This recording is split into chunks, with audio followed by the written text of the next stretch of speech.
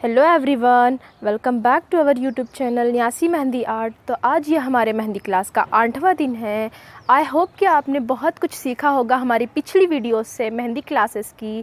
तो आज हम स्टार्ट करेंगे फ्लावर्स ऑफ बंच। हमने फ्लावर्स ऑफ बंच बहुत सारे देखे हैं, बहुत सारे सीखे भी हैं मेरी फर्स्ट वीडियो में। एंड देन आज हम बड़ा बंच बनाएंगे फ्लावर्स का।